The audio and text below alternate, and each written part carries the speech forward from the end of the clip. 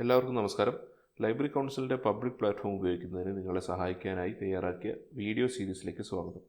Public portal ഉപയോഗിച്ചുള്ള data എൻട്രിയെക്കുറിച്ചാണ് ഈ വീഡിയോയിൽ നമ്മൾ ചർച്ച ചെയ്യുന്നത്. പബ്ലിക് പോർട്ടൽ ഉപയോഗിച്ചുള്ള ഡാറ്റ എൻട്രിയെക്കുറിച്ച് പറയുന്നതിന് മുൻപായി എന്താണ് പബ്ലിക് എന്ന് നമുക്കൊന്ന് പരിചയപ്പെടാം. Public upliftment through books, library, information and culture എന്നതിൻ്റെ ചുരുക്കെഴുത്താണ് പബ്ലിക്. നമ്മുടെ നാട്ടിലെ പബ്ലിക് ലൈബ്രറിക്ക് വേണ്ടി നമ്മൾ തന്നെ നിർമ്മിച്ച ഒരു ഓൺലൈൻ സോഫ്റ്റ്വെയറാണിത്. ലൈബ്രറിയുടെ ദൈനംദിന പ്രവർത്തനങ്ങൾ ഓട്ടോമേറ്റ് ചെയ്യാൻ ഈ സോഫ്റ്റ്വെയർ ഉപയോഗിച്ച് സാധിക്കും. ഫേസ്ബുക്ക്, ജിമെയിൽ, അതുപോലെ നമ്മുടെ ഗ്രഡേഷൻ ആപ്ലിക്കേഷനൊക്കെ പോലെ ഇൻ്റർനെറ്റിൽ ഗൂഗിൾ ക്രോം ബ്രൗസർ ഉപയോഗിച്ച് ലോഗിൻ ചെയ്താണ് നമ്മൾ പബ്ലിക് ഉപയോഗിക്കേണ്ടത്. എന്തൊക്കെയാണ് പബ്ലിക്കിൻ്റെ ഗുണങ്ങൾ? മൊബൈൽ ഫോണിൽ വളരെ എളുപ്പത്തിൽ ഉപയോഗിക്കാൻ പറ്റുമെന്നുള്ളതാണ് ഒരു വലിയ പ്രത്യേകത. നമ്മൾ സാധാരണഗതിയിൽ ഉപയോഗിക്കുന്ന ഫ്ലിപ്കാർട്ട്, ആമസോൺ, ഇൻസ്റ്റാഗ്രാം ഒക്കെ ഉപയോഗിക്കുന്ന കാർഡ് UI എന്ന രീതിയിലാണ് പബ്ലിക് പ്ലാറ്റ്ഫോം നമ്മൾ നിർമ്മിച്ചിരിക്കുന്നത്. ഏറ്റവും മെനക്കേടുള്ള ഡാറ്റ എൻട്രി എന്ന ജോലി വളരെ എളുപ്പത്തിലാക്കാൻ വേണ്ടി നമ്മൾ പുസ്തകത്തിൻ്റെ വിവരങ്ങൾ 4-5 അക്ഷരങ്ങൾ ടൈപ്പ് ചെയ്യുമ്പോൾ തന്നെ ബാക്കി സോഫ്റ്റ്വെയർ പൂരിപ്പിക്കുന്ന രീതിയിലുള്ള സംവിധാനങ്ങൾ നമ്മൾ പബ്ലിക്കിലേക്ക് ചേർത്തിട്ടുണ്ട്. മിക്കവാറും ലൈബ്രറികളിലൊക്കെ പുസ്തകങ്ങൾ ഒരുപാട് കോമൺ ആയിട്ടുണ്ടാവും. അങ്ങനെ ഉള്ള പുസ്തകങ്ങൾ നമുക്ക് ഒരു ലൈബ്രറി എൻ്റർ ചെയ്ത് കഴിഞ്ഞാൽ വേറൊരു ലൈബ്രറിക്ക് അതൊരു ലിസ്റ്റിൽ നിന്ന് തിരഞ്ഞെടുക്കാൻ പറ്റുന്ന രീതിയിൽ വളരെ എളുപ്പത്തിൽ ചെയ്തു തീർക്കാവുന്ന രീതിയിലാണ് നമ്മൾ പബ്ലിക് സജ്ജീകരിച്ചിട്ടുള്ളത്. പബ്ലിക് പോർട്ടൽ ഉപയോഗിച്ച് ഡാറ്റ എൻട്രി നടത്തുന്നതിന് 5 സ്റ്റെപ്പുകളാണുള്ളത്.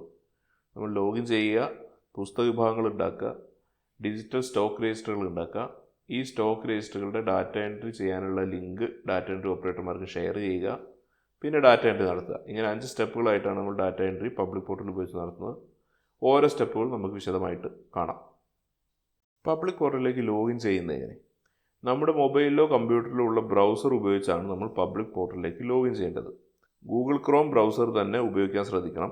ഗൂഗിൾ ക്രോമിൽ public.kslc.online എന്ന സൈറ്റ് തുറന്നു കഴിഞ്ഞാൽ നമുക്ക് ലോഗിൻ ചെയ്യാനുള്ള സ്ക്രീനിലേക്ക് പോകും. അവിടെ ഫോൺ നമ്പറും SMS ആയി ലഭിച്ച പാസ്വേഡും നൽകാനുള്ള ഓപ്ഷനുകൾ കാണാം.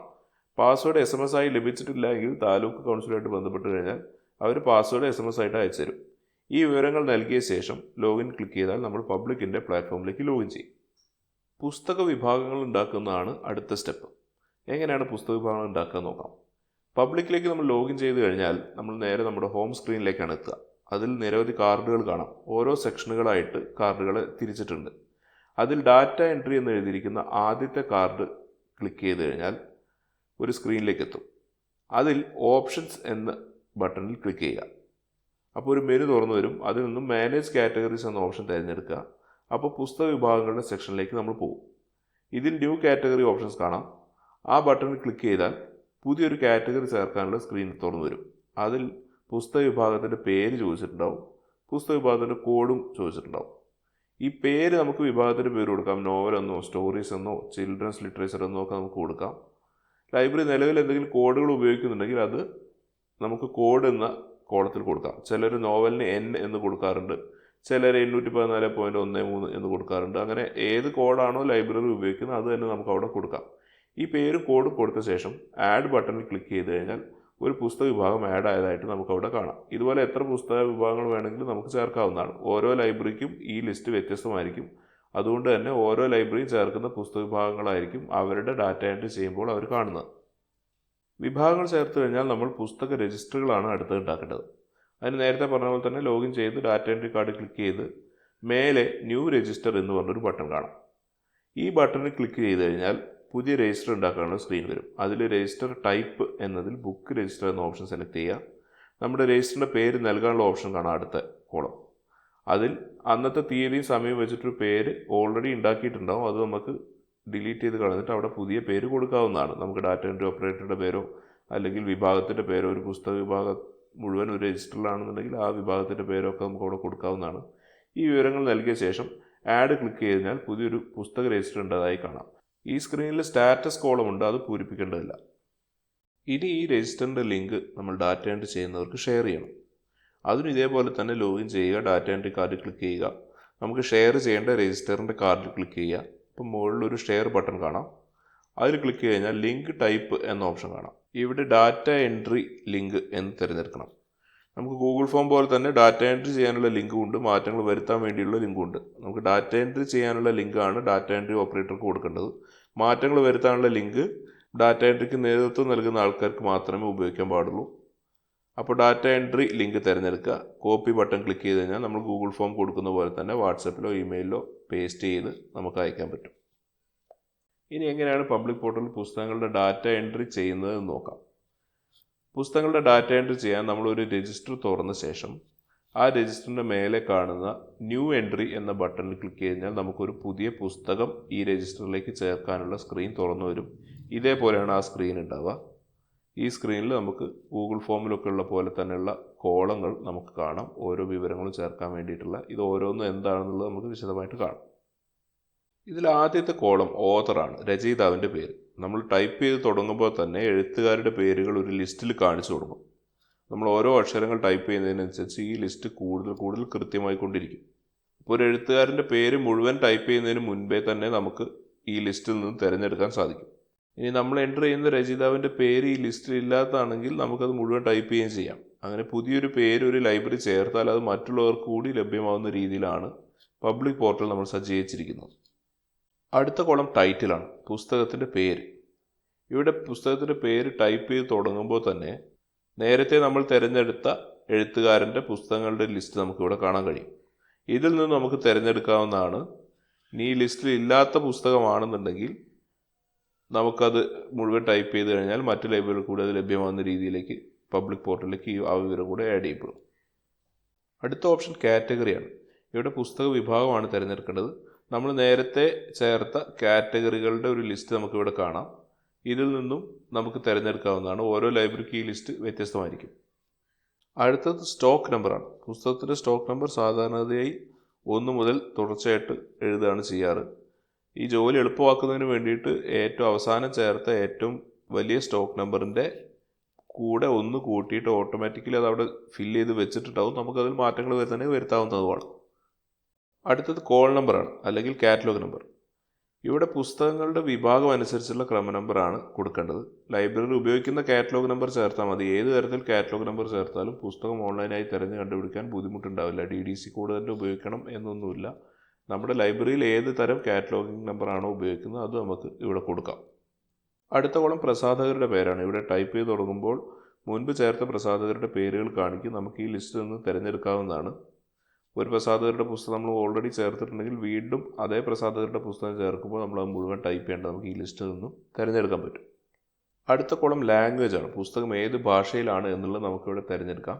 ഭാഷ തിരഞ്ഞെടുക്കുമ്പോൾ ശ്രദ്ധിക്കേണ്ട കാര്യങ്ങളെക്കുറിച്ചൊക്കെ നമ്മൾ ഇതിന് മുൻപത്തെ വീഡിയോയിൽ പറയുന്നുണ്ട്. ഡാറ്റ എൻട്രി ബെസ്റ്റ് പ്രാക്ടീസസ് എന്ന് പറഞ്ഞ വീഡിയോയിൽ പറയുന്നുണ്ട് ഓരോ കോളങ്ങളും പൂരിപ്പിക്കുമ്പോൾ എന്തൊക്കെ ശ്രദ്ധിക്കണം എന്നുള്ളത്. അപ്പോൾ അതിൽ സംശയമുള്ളവർ വിശദമായിട്ട് ആ വീഡിയോ കണ്ട് മനസ്സിലാക്കിയ ശേഷം മാത്രം ഡാറ്റ എൻട്രി തുടങ്ങാൻ പാടുള്ളൂ. അടുത്തത് ISBN എന്ന കോളമാണ്. പുസ്തകത്തിൻ്റെ ISBN നമ്പർ ആണ് നമ്മളിവിടെ നൽകേണ്ടത്. മിക്കവാറും പുതിയ പുസ്തകങ്ങൾക്കൊക്കെ പുറംചട്ടയിൽ ഈ നമ്പർ കാണാം താഴെ. നിർബന്ധമായി പൂരിപ്പിക്കേണ്ട ഒരു കോളമല്ല, പൂരിപ്പിക്കണമെന്നുണ്ടെങ്കിൽ മാത്രം പൂരിപ്പിച്ചാൽ മതി. ബാർകോഡ് സ്കാൻ ചെയ്തു നമുക്ക് ഈ കോളം പൂരിപ്പിക്കാവുന്നതാണ്. പുസ്തകം പുറംചട്ടയിലുള്ള ബാർകോഡ് സ്കാൻ ചെയ്താലും ISBN നമ്പർ നമുക്ക് പൂരിപ്പിക്കാൻ പറ്റും. അടുത്ത കോളം ബാർകോഡാണ്. പുസ്തകത്തിന് ലൈബ്രറി ബാർകോഡ് സ്റ്റിക്കർ പതിപ്പിച്ചിട്ടുണ്ടെങ്കിൽ ആ നമ്പറാണ് നമ്മളിവിടെ നൽകേണ്ടത്. ബാർകോഡ് സ്കാനർ ഉപയോഗിച്ച് നമുക്ക് ഈ കോളം ഫില്ല് ചെയ്യാം. ബാർകോഡ് സ്റ്റിക്കർ പതിപ്പിച്ചിട്ടില്ലാത്ത ലൈബ്രറികൾ ഇത് പൂരിപ്പിക്കണമെന്നില്ല. അടുത്തത് എഡിഷനാണ്, പുസ്തകത്തിൻ്റെ പതിപ്പ്. സാധാരണ പുസ്തകത്തിൻ്റെ ആദ്യത്തെ പേജിൽ ഈ പതിപ്പ് നൽകിയിട്ടുണ്ടാകും. നമുക്കത് നോക്കി ചേർക്കാവുന്നതാണ്. ഇത് നിർബന്ധമായി പൂരിപ്പിക്കേണ്ട ഒരു കോളമല്ല. അടുത്തത് ഷെൽഫാണ്. ലൈബ്രറിയിൽ പുസ്തകം വെച്ചിരിക്കുന്ന ഷെൽഫിൻ്റെ നമ്പറാണ് നമ്മളിവിടെ കൊടുക്കേണ്ടത്.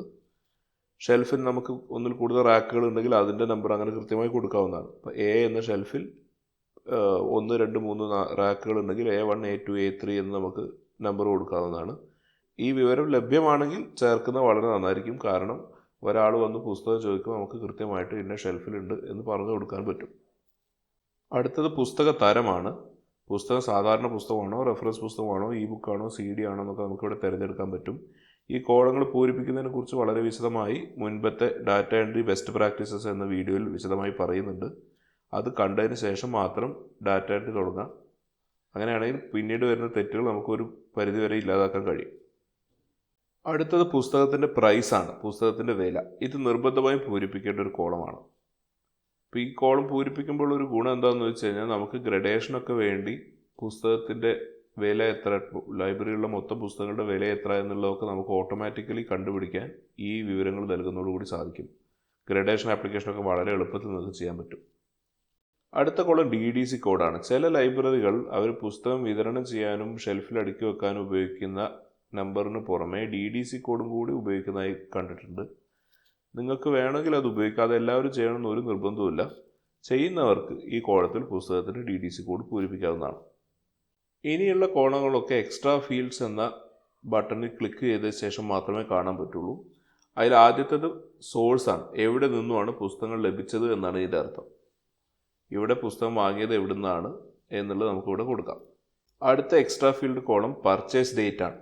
പുസ്തകം ഏത് തീയതിയിലാണ് വാങ്ങിയതെന്നാണ് നമ്മളിവിടെ കൊടുക്കേണ്ടത്. ഈ കോളത്തിൽ ക്ലിക്ക് ചെയ്ത് കഴിഞ്ഞാൽ നമുക്കൊരു കലണ്ടർ കാണാം. അതിനകത്ത് നിന്ന് നമുക്ക് ഡേറ്റ് സെലക്ട് ചെയ്യാവുന്നതാണ്. അടുത്ത എക്സ്ട്രാ ഫീൽഡ് എന്ന് പറയുന്നത് വൗച്ചർ നമ്പറാണ്. നമ്മൾ പുസ്തകം വാങ്ങുമ്പോൾ നൽകിയ വൗച്ചറിൻ്റെ നമ്പറാണ് നമ്മളിവിടെ കൊടുക്കേണ്ടത്. എക്സ്ട്രാ ഫീൽഡ്സ് ബട്ടണിൽ ക്ലിക്ക് ചെയ്ത് കഴിഞ്ഞാൽ നമുക്ക് ഈ കോളം കാണാൻ പറ്റുള്ളൂ. അടുത്ത കോളം റിമാർക്സ് ആണ്. പുസ്തകത്തിനെ കുറിച്ചിട്ടുള്ള കുറിപ്പുകളൊക്കെ നമുക്ക് ഇവിടെ എൻ്റർ ചെയ്യാം. ചില ലൈബ്രറികളിലൊക്കെ ഇങ്ങനെ കുറിപ്പുകൾ പുസ്തകങ്ങളെക്കുറിച്ച് എഴുതി സൂക്ഷിച്ചായിട്ട് കാണാറുണ്ട്. അത് നമുക്കിവിടെ കൊടുക്കാവുന്നതാണ്. ഇത് പൂരിപ്പിക്കേണ്ട നിർബന്ധമില്ല. ഇതും ഒരു എക്സ്ട്രാ ഫീൽഡാണ്. ഈ എക്സ്ട്രാ ഫീൽഡ് ബട്ടണിൽ ഷോ എക്സ്ട്രാ ഫീൽഡ്സ് ബട്ടണിൽ ക്ലിക്ക് ചെയ്താൽ മാത്രമേ നമുക്ക് ഈ കോളം കാണാൻ കഴിയുള്ളൂ. ഈ വിവരങ്ങളെല്ലാം ഇതേപോലെ പ്രോപ്പർലി പൂരിപ്പിച്ച് ആഡ് ബട്ടൺ ക്ലിക്ക് കഴിഞ്ഞാൽ ഈ പുസ്തകം രജിസ്റ്ററിലേക്ക് ആഡ് ആയതായി കാണാം. ഇതേപോലെ മറ്റ് പുസ്തകങ്ങളും നമുക്ക് ഡാറ്റ എൻട്രി നടത്താവുന്നതാണ്. അപ്പോൾ എക്സൽ ഫയലിലും ഗൂഗിൾ ഫോമിലൊക്കെ ചെയ്തതിനേക്കാൾ കുറച്ചുകൂടി എളുപ്പത്തിൽ മൊബൈൽ ഉപയോഗിച്ച് തന്നെ വിവരങ്ങൾ മുഴുവൻ ടൈപ്പ് ചെയ്യാതെ തന്നെ നമുക്ക് പബ്ലിക് പോർട്ടലിൽ ഡാറ്റ എൻട്രി എളുപ്പത്തിൽ ചെയ്യാൻ വേണ്ടി പറ്റും. പുതിയൊരു സോഫ്റ്റ്വെയർ ഉപയോഗിക്കാൻ ബുദ്ധിമുട്ടില്ലാത്ത ആൾക്കാർക്ക് വളരെ എളുപ്പത്തിൽ ചെയ്യാവുന്ന ഒരു രീതിയാണ് പബ്ലിക് പോർട്ടൽ ഉപയോഗിച്ചുള്ള ഡാറ്റ എൻട്രി. വീഡിയോ എല്ലാവർക്കും മനസ്സിലായെന്ന് വിശ്വസിക്കുന്നു. നമസ്കാരം.